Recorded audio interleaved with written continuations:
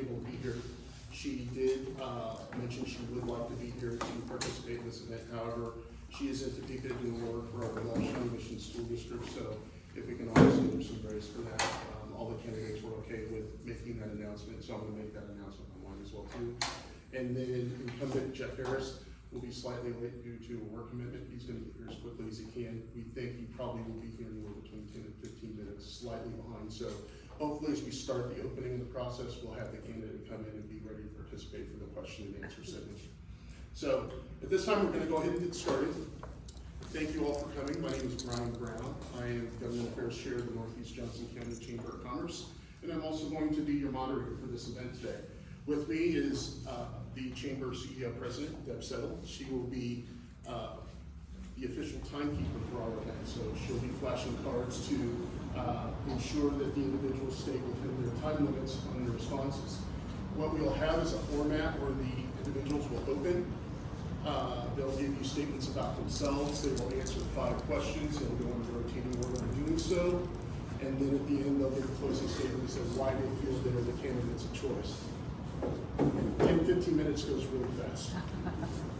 So at this time, I would like to begin by introducing our candidates. We have Steph Becker, Mr. Spencer Day, and Mr. Jeff Harris. We have Mr. James Spies and Mr. Greg Hirleman. So at this time, we are going to go ahead and get started, and we will hear the opening statement from the Steph Beckers. Hi, my name is Steph Becker, and first I want to thank the Chamber of Commerce for having us, and thanks to everybody for coming. I really appreciate it. I've lived in Westwood for 18 years. My husband and I have raised our 2 boys here. They've both gone through Westwood View Elementary School here, and my eldest son is current. He just entered middle school at Indian Hills. During my time there, I volunteered a lot with the PTA and PBS, serving as treasurer on both organizations.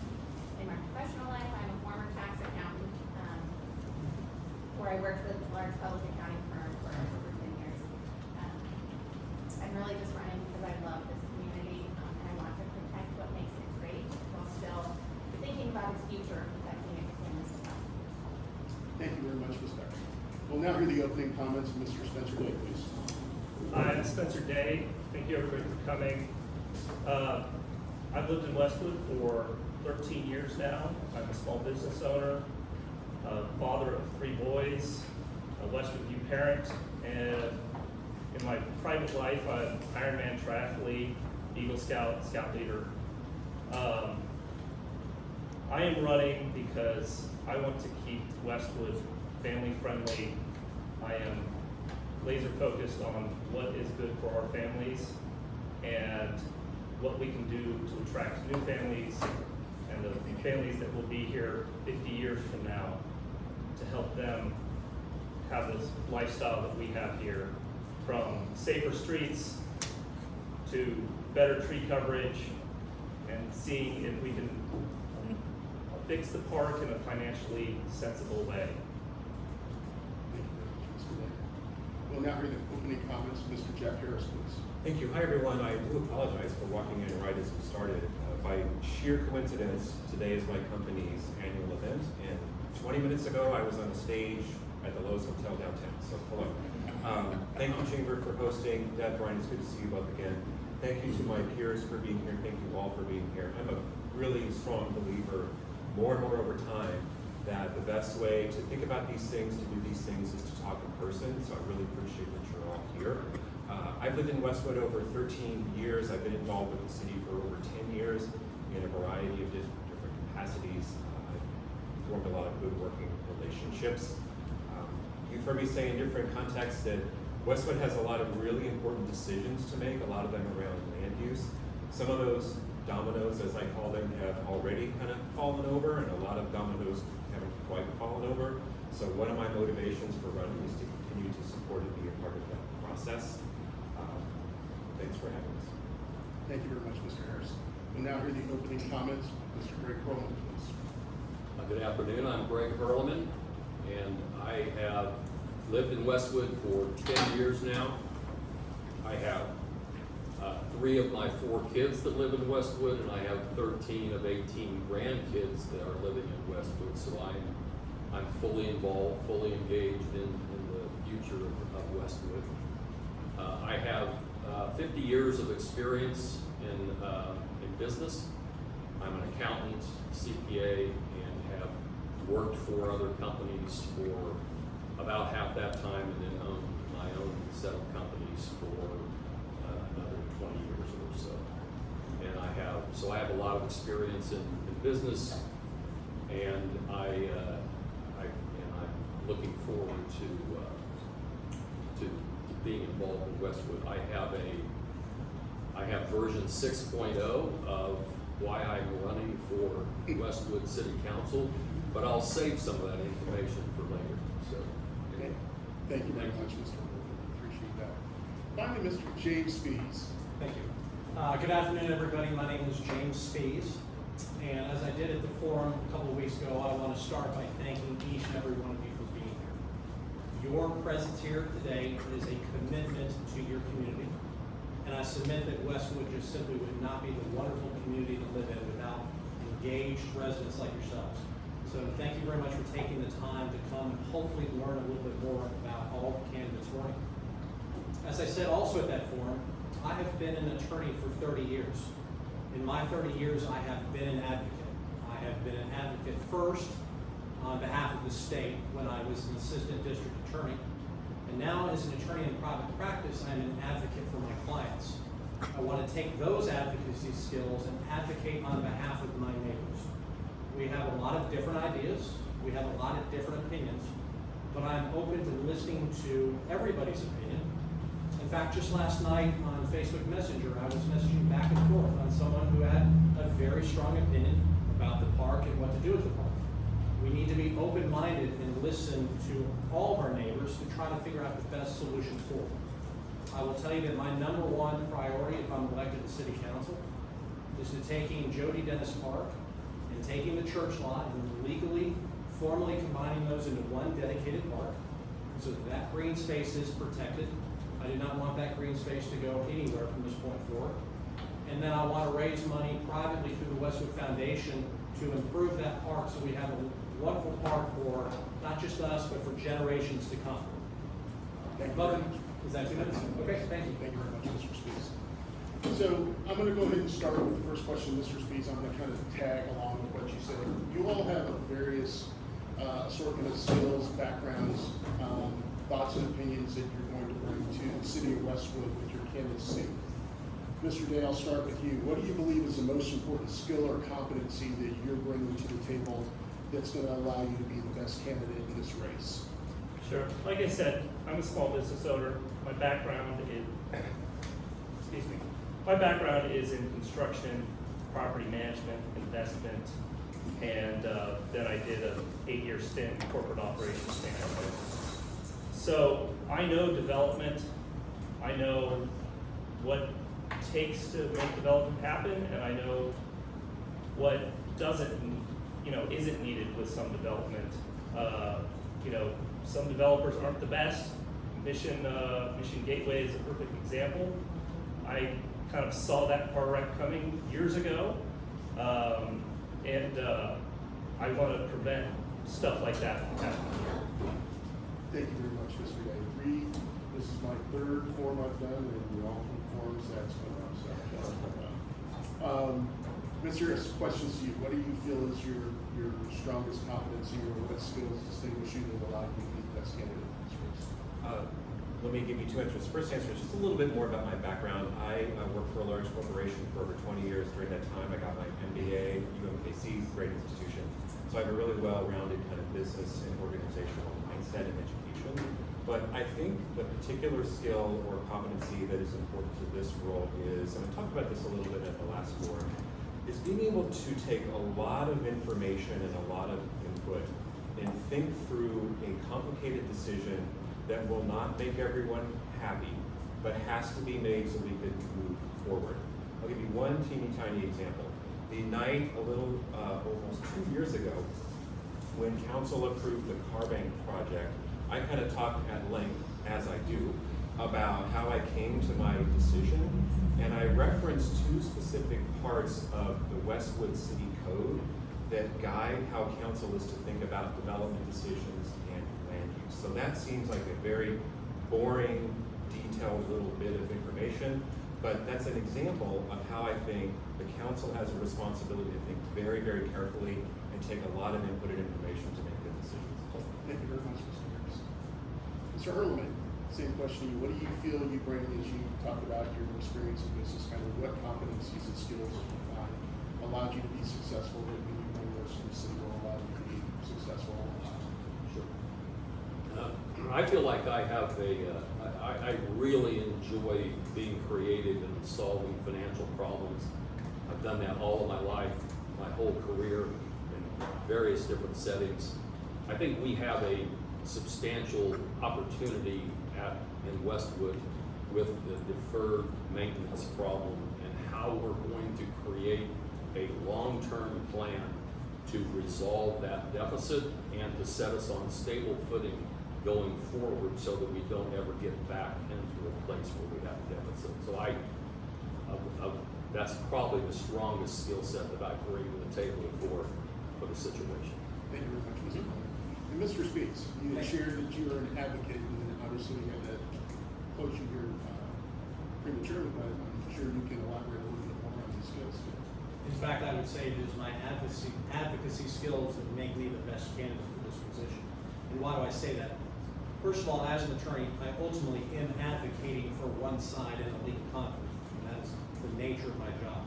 However, if I go into any sort of case with blinders on, without trying to understand both sides of the issue, then I do not think I'm doing my client a fair job.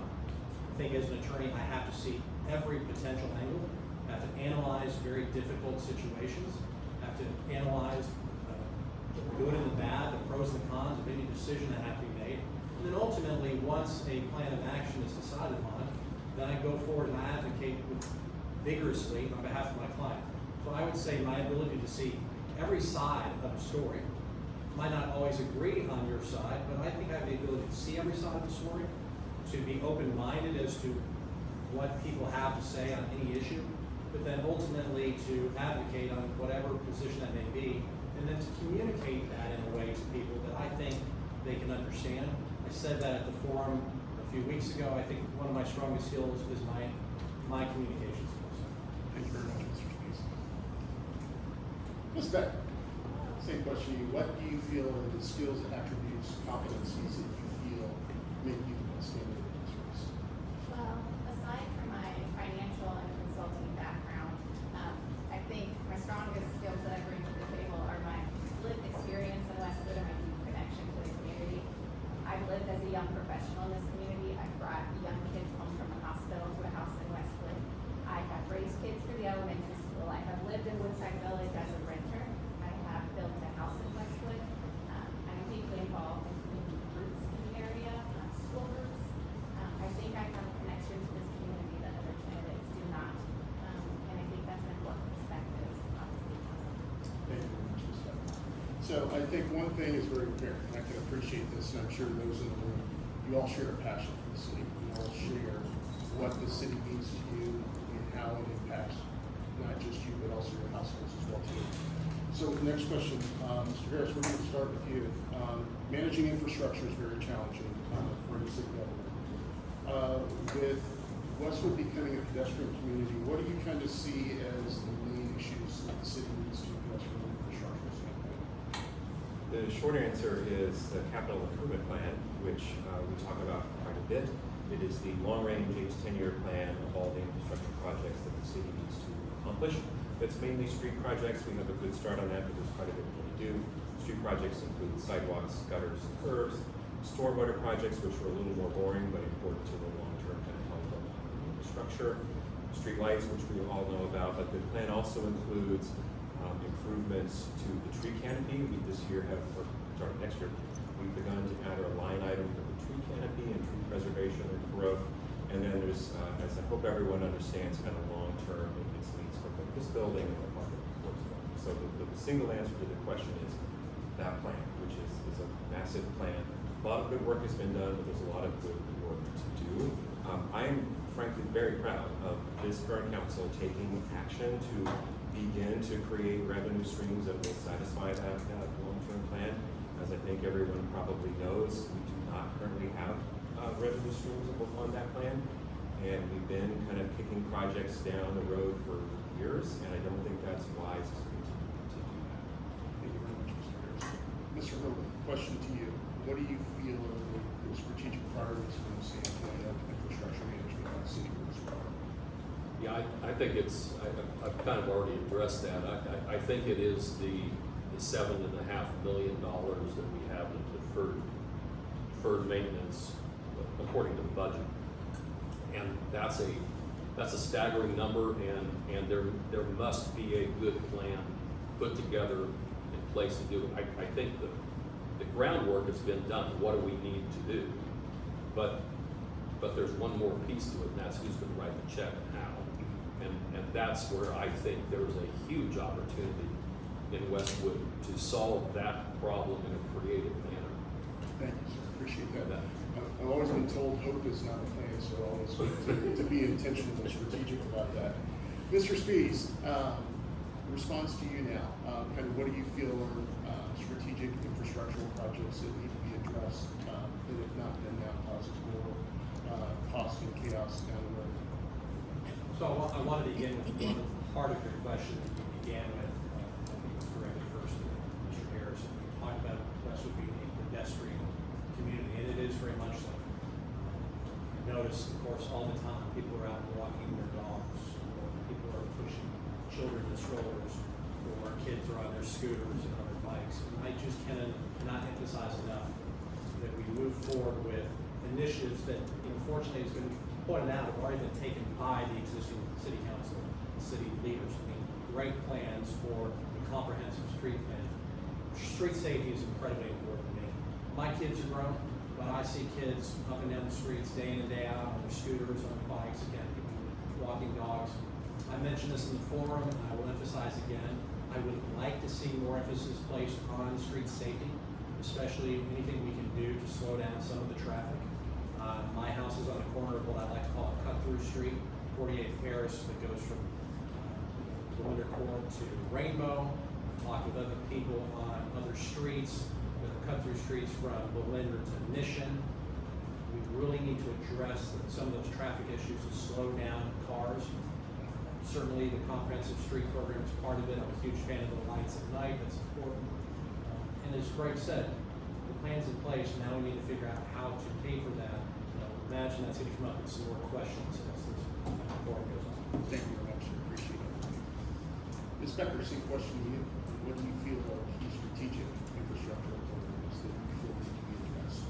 I don't know that I can really say it better than Jeff did.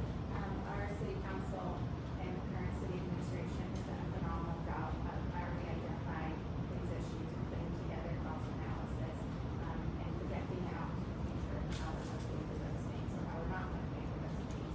I think now we're looking at what are some ways we can pay for those things and what are options for diversifying our revenue to pay for those things and not continue to delay them. But I think that is a discussion that needs to be had sooner rather than later. Thank you very much. Mr. Day, round off with you. I'm going to echo the sentiment that others have said. We have a speed problem on our streets. We don't have too much traffic, but we have a speed problem. Often from people that don't live in Westwood, that are cutting through it for whatever reason. Westwood is currently going through a study right now to find suggestions or something like suggestions for how to calm traffic on certain streets, whether that is speed tables, the kind of flexi posts and narrowing in of city blocks. And I want to see that study, and then I want to find ways to implement them as we redo streets, implement some of the cheaper things quickly, and then long-term implement some of the kind of larger things within our CIP. The second thing is the CIP. I want to see streets like 50th Street fixed, and we cannot delay and we cannot keep kicking the can down the road. I want to see the CIP address things now, but also what's the plan for the next 30 years? How do we keep paying for those things sustainably? Thank you very much, Mr. Day. I appreciate that. And, as we talk about infrastructure, obviously that's something that's very important to any municipality or community to look at. there are other things. So, what I'd like to do, Mr. Hirleman, is start with you and ask, in your mind, what are the key items that need to be addressed for the city of Westwood within the next 4 years? We've talked about infrastructure, but this is pretty much, you can elaborate on just about anything you'd like with this one. Okay, so I think the first thing that I would probably bring up is street safety. I am personally concerned about the proliferation of scooters and e-bikes, and the kids of all sizes riding them on the streets and sidewalks without helmets and without regard to street signs and all that. I think that's a significant problem, and I know it's on everybody's radar screen, but I think that needs to go high up on the list of priorities of things to deal with as far as the city's concerned. Another thing is taxes. I know the city council just approved a tax increase. I personally am not in favor of continuing that trend. I believe that part of a master plan to eat into this deficit is figuring out other revenue streams, which has to probably do with development, and that's something that must be tackled. And I'm gonna stop right there. That's Thank all you. right. No, you're quite welcome. Thank you very much, Mr. Hirleman. Mr. Spies, question to you. What do you feel are strategic priorities that you would have if you were elected that you would like to see advance forward in the next 4 years? So I would say in the next 4 years, we have to find a solution to the lost revenue as a result of the no vote this past spring. We all in this room understand that no vote resulted in the deal to develop the church lot and Jody Dennis Park by Carbank. And it was anticipated that that would bring in much needed revenue into the city, and I understand that and I appreciate that. It's one of the things I've said is I am not anti-development. The voters spoke, and I think the next 4 years, the primary issue that is going to face the city is how do we replace the anticipated revenue that we would have seen from that development. As a stopgap, so to speak, property taxes have gone up this year. They would have gone up regardless because any revenue from that project would yet be a few years out. So now we need to develop a new master plan of where can we develop in Westwood and where can we find new revenue streams, or we're gonna be talking about these same issues 4 years from now. I think we are sitting on a prime area for development in Westwood as we sit right here. This corner at Rainbow and 47th is right across from Woodside. If we develop this in a manner consistent, I think we could have the kind of revenue stream down the road. It's gonna take some years yet, obviously. It's not gonna be the revenue coming in that we anticipated would have come in through Carbank, but I submit that there are areas of revenue that we could address and need to get on now. Thank you very much, Mr. Spies. Ms. Becker, question to you. What do you feel are strategic priorities that you would like to see advanced in the city of Westwood if elected? I'm gonna read from my notes here because I wanna make sure I get this one right.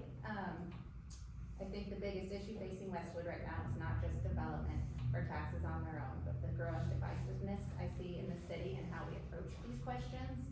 The erosion of trust in our decision-making process has made it difficult to move forward even on the issues where there may be good solutions. We know that Westwood will face significant infrastructure needs, and raising taxes alone would be a real burden for many of our residents. At the same time, we also have development opportunities that could help diversify our revenue and offset some of those costs. The challenge isn't that we don't have options, it's that the community is deeply divided on which direction to take. My concern is that if we let that divide harden, we'll regret the missed opportunity to work together and find balanced solutions. I look at what's happening in Prairie Village, and I don't want to see Westwood fall into that same cycle of mistrust and polarization. Thank you very much, Ms. Becker. Question is to you, Mr. Bennett. What do you feel are strategic priorities for yourself that you would like to advocate for on behalf of your constituency if elected to the city of Westwood City Council? Well, I think I'm gonna address the, literally multi-million-dollar elephant in the room. Jeff talked about dominoes, Spies talked about the park. I'm in favor of making 50/50 Rainbow Parkland, but I think it would be premature to do it immediately because we don't know if Hunt Midwest is gonna close. We don't know what they're gonna build, and we don't know what the ultimate revenue from that will be. But if we have patience and wait 2 to 3 years when Hunt Midwest is going vertical and issues such as their stormwater retention, which I'm not seeing on their current plan, are worked out, or utility rights of way have been worked out, which I wonder might involve some small sliver of land in 50/50. I think we can capture the revenue from that and combine it with starting now a no strings attached, buy a brick campaign to fix the fountain and raise maybe $500,000 in private money and $3 million plus in the revenue captured from the Hunt Midwest project. We can fix the park that way, and it can be what the current parents want and need. Thank you very much, Mr. Day. And finally, last to you, Mr. Harris. Let me first say I really appreciate Ms. Becker's comments about divisiveness. One of the things that the council and the administration talk about a lot is engagement and how do we best communicate and how we best share information. And that's why I started my comments with I just more believe that the best way to talk about these things is to sit down and talk about them. Getting information from a website is great and listening at a meeting is great, but these issues kind of really take conversation to accomplish a good end. So I really appreciate Ms. Becker's comments. Let me just kind of rapid fire answer the question about strategic initiatives. We've already talked about the capital improvement plan. We've already talked about revenue diversification. I do agree that one of the next dominoes, to use my word, is probably this property. In fact, we heard a lot from residents as we were talking about the potential Carmack project that our attention should be on this property for redevelopment. That's probably coming next year. We've long known that this is a great opportunity. The one thing I would further mention that hasn't been brought up yet is KU Health Systems is a wonderful organization. They have a massive master campus that stretches all the way from the hospital clear down to Shawnee Mission Parkway. They're likely to be making decisions over the next couple of years, especially about that property down on Shawnee Mission Parkway.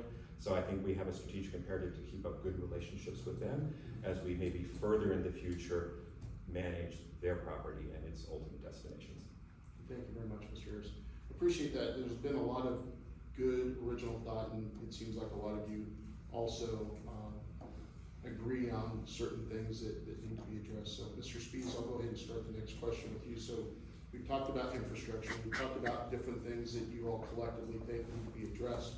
I'm going to focus next on economic development. I think you very loosely touched on it. So, from the standpoint of economic development, there are several tools that are able to use to incentivize development with developers.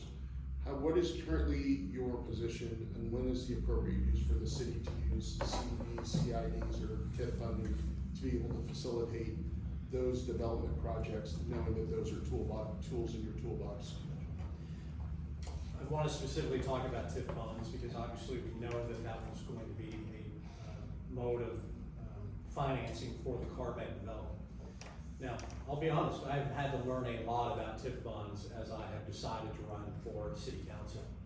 But as I understand that project that was going to be financed by TIF bonds, these bonds typically bought by institutional investors that take this risk that they think it's a wise investment. In this particular case, they were going to be general obligation bonds. And a general obligation bond means that if that project had not succeeded, the city's full faith and credit was behind those bonds, they would have been on the hook for that. I think that is a horrendous idea, that is not an appropriate way to create a TIF district and put out TIF bonds. So I think that TIF bonds can be an appropriate method for redevelopment, and I would encourage those, but only so much as they are not general obligation bonds that also, bind the city and its full faith and credit to making sure that is repaid. Thank you very much, Mr. Spies. Ms. Becker, question to you. With having all these economic development tools in your toolbox, when do you find it's appropriate to utilize CDs, CIDs, or TIF incremental financing? I think every single project is different, and every single project deserves its own analysis and a pros and cons list, and is this good for a city, is this bad for a city, and in what way? Discussion. I don't think there's a black and white answer that I can give. I think all I can say is that every project deserves its own thought, and whether that makes sense for our city. And if the project was a correct project, would you support utilizing these tools? Thank you. Awesome. Mr. Day, question to you. I agree with Steph here. Every project is different. I think, again, you have to look at each individually. My base question for every one of those would be, what is the benefit to our residents and what is the impact on our budget? If we take money off the table, we just put our residents and our property taxes more on the hook. So, again, what is the, benefit to the current residents? That's what I have to say about that. Thank you. And once again, same question. The project will be appropriate, would you support utilizing those economic development tools? I would support it if it is beneficial to residents. Thank you, sir. Mr. Harris. Something I hope everyone knows. So the Woodside Village set of projects already have a TIF and a CID in place. The city is already benefiting from those mechanisms. We are to receive funds because of both of those mechanisms. The CID in particular is essentially going to pay for the improvements to 47th Place. So we have proven in Westwood that those tools work. I think the concept in general has gone through kind of an interesting history the last 5 or 10 years in the Kansas City metropolitan area. Unfortunately, other parts of the metropolitan area do not attract as much interest from developers, and they have to use those tools, no disrespect, but I think a little bit more out of desperation, where because we have high interest from developers, we get to use those tools out of our own self-interest. And again, they have proven to be valuable for Woodside Village. I am fully in favor of considering them in the future. We should you should never say never, we should never say always. We should probably almost never have a project where we're not at least considering them. We should have them on the table because they can be extremely valuable to us. Thank you very much, Mr. Harris. Appreciate that. Mr. Hirleman, to wrap up the lineup. Go ahead. No, I was going to say, with regards to the economic development tools that would be at your disposal, Sure. how would you feel would be the appropriate use of those if you favor using them at all? Oh, I definitely favor using them if it's appropriate. I don't want to reiterate what everybody else has said, but I will mention this. The environment we're in with the costs of development projects just renders it virtually impossible to develop anything without help. And when I use the word help, I'm talking about grabbing at every opportunity for help from every angle and everything. And generally that means the TIFs, the CIDs, and all of that. So to take those off the table is unrealistic, and just analyzing projects in this environment requires you to be open-minded about all of that. And again, if the project makes sense for Westwood, I would be in favor of it. Thank you very much, Mr. Hirleman. So that wraps up the fourth question. Ms. Becker, the question is to you first. We talked about infrastructure. We talked about things that could benefit Westwood and add more value to its residents and those that shop and live here.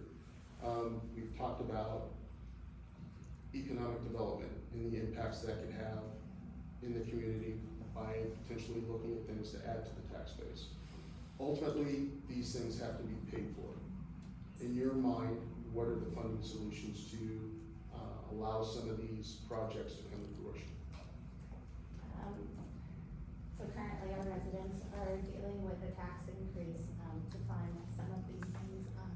And I hate to see that burden continue on taxpayers, so I think that we need to look at different revenue streams. And I think those different revenue streams are from the perimeter of our city that are already heavily developed, and looking at all of those options and where we have options for development and where it makes sense to leverage those options into revenue that we can offset the burden that's currently on our taxpayers. Thank you, ma'am.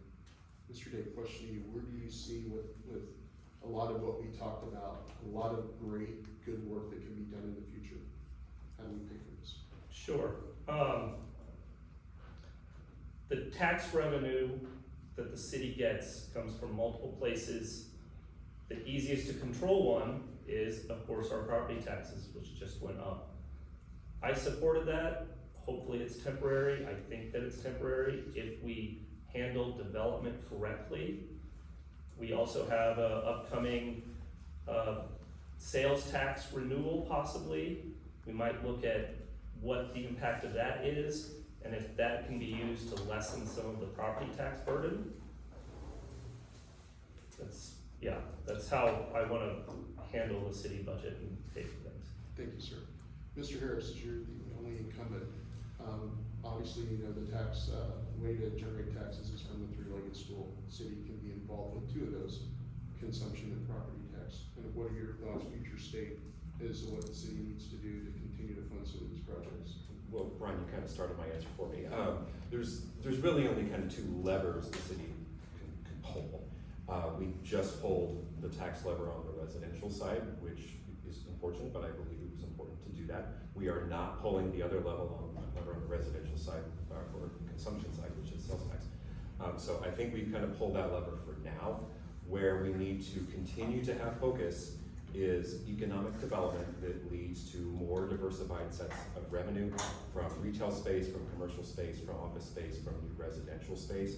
I will flat out say, I think very, very, very unfortunately, the city squandered an opportunity in the April vote for a significant line of revenue that would not have been an additional burden on the citizens, and so now we are having to make other decisions. But it's the further development. I agree with Ms. Becker's point. The comprehensive land use plan says that should happen on the perimeter of the city, specifically Rainbow Boulevard and 47th Street. There are still additional properties along those corridors that probably have opportunity. It's important, as I said a moment ago, in addition to the city having a good working relationship with the health system, for the city to continue to have good working relationships with the organizations that own properties along those corridors. Ensure, as we said last time, they understand that Westwood is open for business. Thank you very much, Mr. Harris. Mr. Hirleman, same question, sir.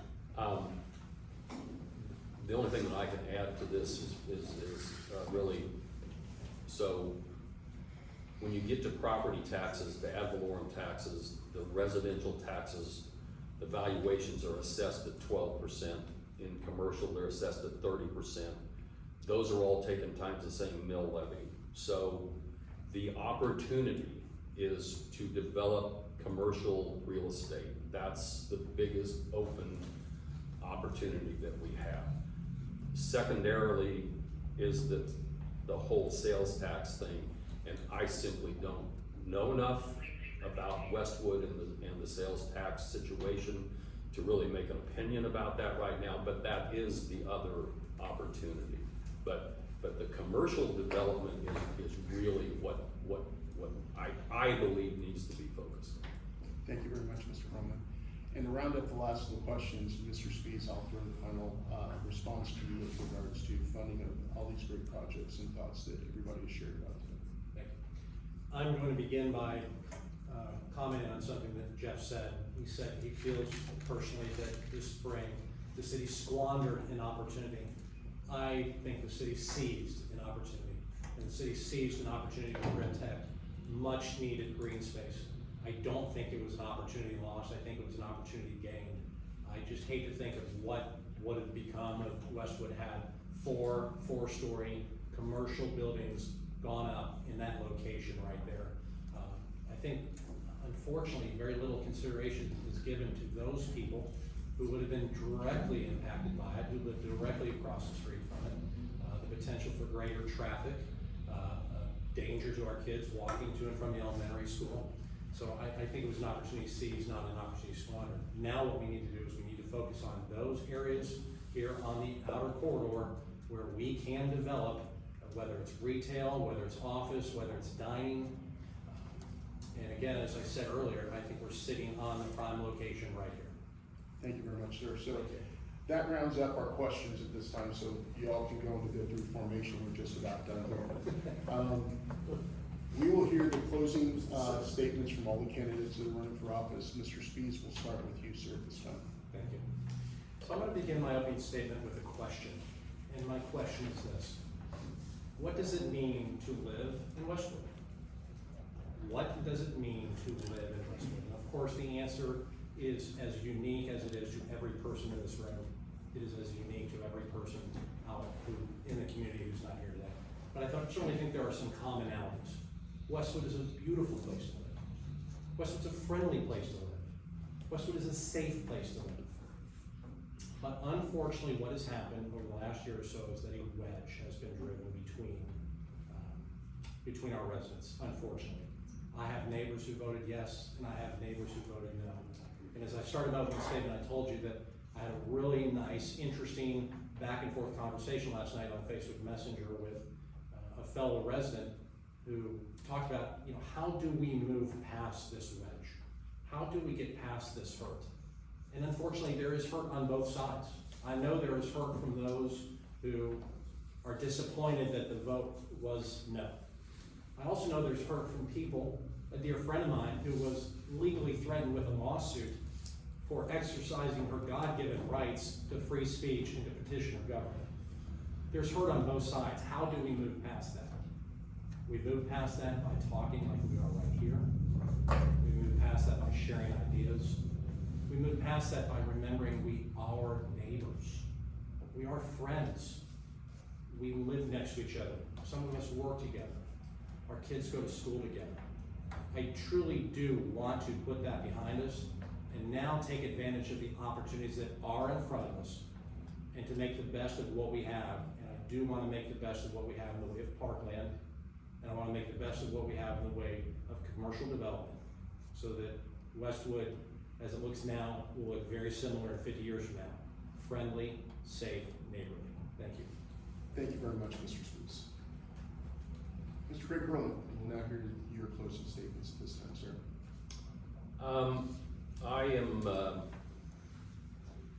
I'm getting more excited about being involved in this race. I think the intensity is pretty interesting and unique and increasing, as a matter of fact.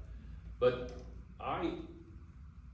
my job, if I'm elected to city council, will be to help bring a plan, a reasonable plan involving development and all the other pieces, and budget management and expense management and project management, so that we have a real plan to get out of this deficit that is causing so much unspoken turmoil that I just think that's the most important thing we can do.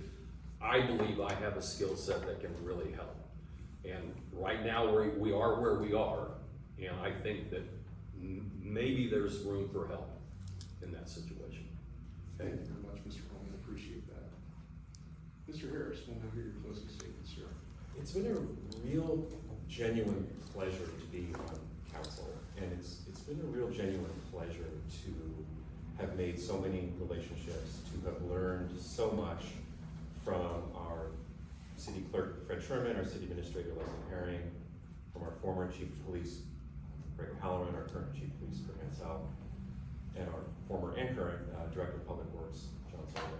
It's been a real pleasure to learn about the history of Westwood, to learn about how we are to think about the city, how we are to govern, and I'm very committed to continue to be a part of that process. I moved here on purpose. When I first was looking at my house with my realtor, we weren't even through the tour, and I turned to him and said, "Let's put in an offer." And he said, "Don't say that out loud, wait till we're outside." I was happy to move into Westwood over 13 years ago. My intention is to be here for a long time. I think we are fortunate to live in a part of the Kansas City metropolitan area that is very unique and in very high demand. And it has been a pleasure to live here and to learn here and to form relationships, and I would like to continue to do that work. Thank you very much, Mr. Harris. We'll now hear the closing remarks from Mr. Spencer Day. One of the reasons I'm running for council is because I believe in service. I have served on the Communities for All Ages Task Force. I served on the Park Planning Committee, so I saw what residents wanted in a park. And like I said, I gained that from being an Eagle Scout. I grew up son of an active duty military pilot. And I think one of the skills I bring to the table to address earlier is, given my professional background, I don't think 1, 2, 3 steps ahead. I tend to think 10, 20 steps ahead. What is this and this and this and this? And I think I can bring that to the table for Westwood to help straighten out some of our budgetary issues and help figure out how to fix the park that needs $1.2 million worth of repairs right now. And how to attract new businesses, and how does all mesh together for families that live here now and families that are gonna live here 20, 30 years from now. Thank you very much, Mr. Day. And to wrap us all up, we'll now hear the closing comments of Ms. Steph Becker. My nerves are getting the best of me, and I'm not gonna be as eloquent as any of these candidates. And I know many of you in this room, and those of you that I do not know that I love getting coffee and I love walking and talking. I know many of you have probably seen me out walking blocks and blocks in the city. Please reach out. I love getting to know new people and finding out what matters to you. Thank you very much, Ms. Becker. Ladies and gentlemen, let's give these individuals.